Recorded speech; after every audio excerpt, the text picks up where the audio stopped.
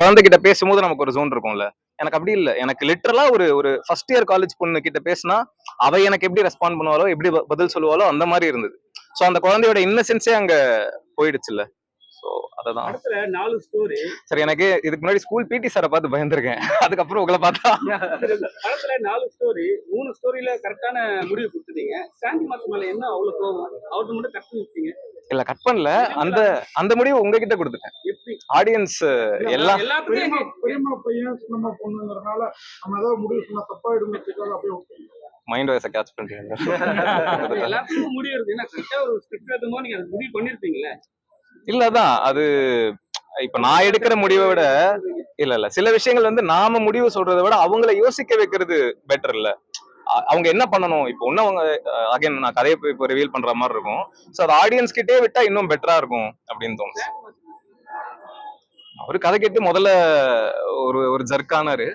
ஆனா படம் பார்த்துட்டு அவருக்கு அதே மாதிரி சார் 3 கதை வரைக்கும் நல்லா ஜாலியா கொண்டு போயிருந்தீங்க. 4வது அந்த ஃபினிஷிங் வந்து கொஞ்சம் லென்த்தியா, ஒருவேளை நீங்க இருந்த ஏரியா டிவி சேனல் இதெல்லாம் அப்படிங்கறனால அதை கொஞ்சம் கூடுதல் கவனம் செலுத்தி அவ்வளவு மெசேஜ் இருக்கு. ஆமா சார், 3 கதை வந்து உங்களுக்கு பயங்கர ஜாலியா இருந்திருக்கும். அந்த கதை ஒரு ஹார்ட் ஹிட்டிங் எமோஷனல் ஜோன்ன்றதுனால இது இப்படி சொன்னாதான் கரெக்டா இருக்கும், இதுல எதுவும் காமெடி எல்லாம் பண்ண வேணாம் அப்படின்னு கான்சியஸா டிசைட் பண்ணி இது இப்படி சொன்னா கரெக்டா இருக்கும்னு அதனால பண்ணதுதான் சார்.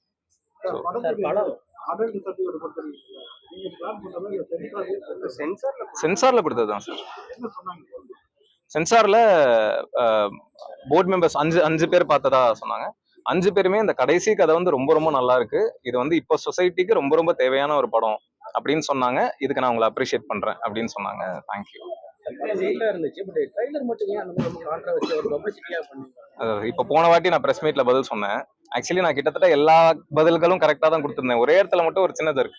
ஆனா எல்லா யூடியூப் சேனலோட தம்ப்நெயிலும் வந்து திணறிய இயக்குனர், பத்திரிகையாளர்கள் கிழித்தெடுத்த இயக்குனர் இப்படிதான் இருந்தது. சோ ஏன் அந்த தம்ப்நெயில் அந்த கேப்ஷன் அப்படின்னா அதை போட்டாதான் கிளிக் பண்ணி உள்ள போய் பார்ப்பாங்க அப்படின்றது உங்களுக்கு தெரியுது. இது ரொம்ப சின்ன படம். ஸோ சின்ன படத்துக்கு ஆடியன்ஸ்க்கு தியேட்டருக்கு வரணும் அப்படின்னா நமக்கு ஏதாவது பேச வைக்கிற ஒரு ஃபேக்டர் வேணும்.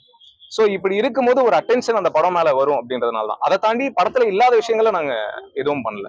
கிட்டத்தட்ட படத்துல இருக்கிற விஷயங்கள் தான் கட் பண்ணிருக்கோம்.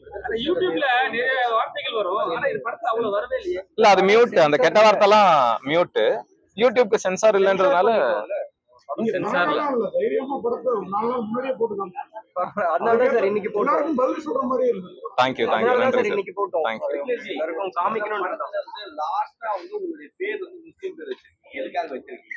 எல்லாரும் நம்ம சகோதரர்கள் தானே சார், ஏன் வைக்க கூடாது?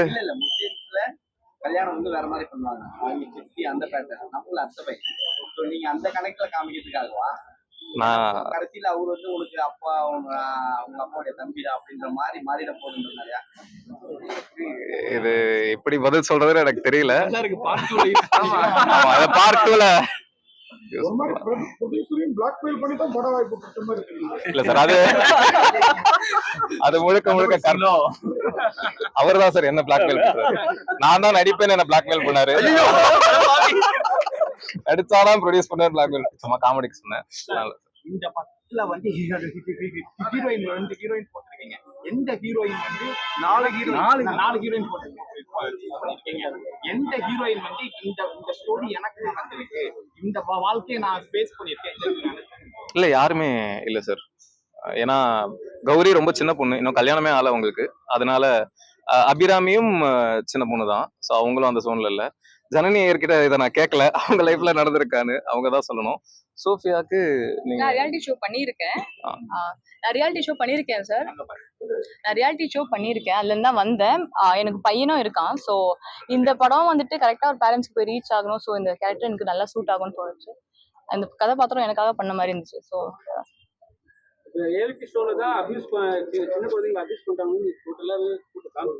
சார் கண்டென்ட் ரிவீல் பண்ணாதீங்க சார். இப்போ வந்து படம் பார்த்துட்டு உங்க சேட்டலைட் ரைட்ஸ்லாம் வந்து பெரிய பெரிய சேனல்ஸ் தான் வாங்குறாங்க சரிங்களா? அவங்க வந்து இதை வச்சு ஏதாவது உங்களை வந்து லாக் பண்ணது வாய்ப்பு உண்டு? சேட்டலைட் ஓனர்ஸ் உங்களை மாதிரி இல்லாம இருந்தா பிரச்சனை இல்லை, அப்படி யோசிக்காம இருந்தா பிரச்சனை. அது கரெக்ட். காலி பண்றது தானே அப்படி சார், காலி பண்றதுன்னு கிடையாது சார். அங்க நடக்கிற ஒரு விஷயம். இப்போ எப்படி சொல்றது, கவன் ஒரு படம் வந்தது, அது வந்து ரியாலிட்டி ஷோ பத்தி பேசுற ஒரு படம் தான். அதை வாங்கினதே ஒரு சேட்டலைட் சேனல் தான். அப்படின்னும் போது அவங்க அப்படி யோசிப்பாங்களான்னு தெரியல. சைல்டுல பத்தி பேசியிருந்தீங்க. இதுல பாத்தீங்கன்னா மீடியாலே சினிமாலே சைல்டு குழந்தை சைல்டு இல்ல எல்லாத்தையுமே தான் சார் சொல்றேன், எல்லாத்தையுமே தான் அதுல பேசுறோம். ஆனா ரியாலிட்டி ஷோல அது ரொம்ப அதிகமா நடக்குதுன்றதுதான். சினிமா ஏன்னா காலையில ஸ்கூல் போவாங்க பிள்ளைங்க, அது நைட்டு மேக்ஸிமம் பார்ட்டிசிபேட் பண்ணுவாங்க. ஆமா இல்ல இந்த ரியாலிட்டி ஷோல பார்ட்டிசிபேட் பண்ற நிறைய குழந்தைங்க ஸ்கூலுக்கே போறது இல்ல. அதுதான் பிரச்சனை. அவங்க எனக்கு தெரிஞ்ச ஒரு பேரண்ட் வந்து அந்த பையனை வந்து ஸ்கூல் படிக்கிறதே ஸ்டாப் பண்ணிட்டதா, ஹோம் ஸ்கூலிங். ஏன் அப்படின்னா இல்ல அவன் இதுல போட்டும், இதுல ஒரு எக்ஸ்போசர் இருக்கட்டும் அப்படின்ற மாதிரி சொல்றாங்க. சார் உங்களா யூடியூபை பற்றி சோசியல் மீடியா பற்றி உங்களுடைய என்ன சார் புரியல? இப்போ சோசியல் மீடியா பற்றி உங்களுடைய பார்வையில என்ன? சார் பார்வையில சொல்ற அளவுக்கு, ஆமா பார்வையில சொல்ற அளவுக்கு எனக்கு என்ன சொல்றதுன்னு தெரியல. நிறைய நெகட்டிவிட்டி இருக்கு சார். நெகட்டிவா இருந்தா மட்டும்தான் உள்ள போய் பாக்குறாங்க அப்படின்ற ஒரு விஷயம் தான் இருக்கு. இப்போ ஏன் ஹாட்ஸ்பாட் ட்ரெய்லர் பத்தி பேசுறாங்கன்னா அதுல நிறைய நெகட்டிவிட்டி இருக்கிறதா ஃபீல் பண்ணதுனால அதை பத்தி பேசுறாங்க. இதுவே வெறும் நல்ல விஷயங்களா நான் ட்ரெய்லர்ல காமிச்சிருந்தேன் அப்படின்னா அப்படி ஒரு படம் வரதே நிறைய பேருக்கு தெரிஞ்சிருக்காது, ரொம்ப சின்ன ஆக்டர்ஸ் நடிக்கிறதுனால. சோ எல்லாத்துலயுமே நெகட்டிவ். அதான் சொல்றேனே, இப்போ இந்த பிரஸ் மீட்டுக்கு அப்புறமும் எத்தனை பேருக்கு ஈர்த்து எடுத்த இது ஆப்ஷன் போடுவீங்கன்னு தெரியல, திணறி இயக்குனர் எத்தனை பேர் போடுவீங்கன்னு தெரியல. பட் அது ஏன் போடுறாங்கன்னா அது கிளிக் பண்ணாதான் பாக்குறாங்கன்றது தான். So it's full of negativity. Director sir, இந்த 4 ஜோடியில ஏதாவது ஒரு ஜோடி நீங்க ஏன்னா இதுல முகம் காட்டிட்டீங்க, ஏதாவது ஒரு ஜோடி அதான் சொல்றேன். இந்த 4 ஜோடியில ஒரு ஜோடியா நீ ஒரு பேர்ல நீங்க நடிக்கணும் அப்படின்னு இருந்தா இந்த பேரை நடிக்க ஆதித்யா பாஸ்கர் கதையில நடிக்கணும்னு ஆசைப்பட்டேன். என்ன காரணம்? ஏன்னா என்னோட ஐடியாலஜி ரொம்ப அதுதான். அந்த ஈக்குவாலிட்டி, ஒரு பொண்ணு பையன் இப்படிதான் இருக்கணும், ஏன் இப்படி இருக்குன்றத ரொம்ப நான் எழுதும் போதே ரொம்ப ரசிச்சு கேள்விக்கு கடைசியில அவர் உட்காந்து பேசுவார்ல, அதெல்லாம் அப்படியே நான் ரொம்ப ஃபீல் பண்ணி எழுதுனது. ஸோ அதை நான் ரொம்ப ஆசைப்பட்ட ஒரு இல்ல இவ்வளவு ஹேண்ட்ஸமா பிட்னஸ் கார்த்திக்னு ஒரு பேர் வச்சிருக்கீங்க. குறைஞ்சபட்சம் அந்த ஜோடிக்கு அந்த பேரையா அவர் ஹீரோ கொடுத்துருக்கலாம்.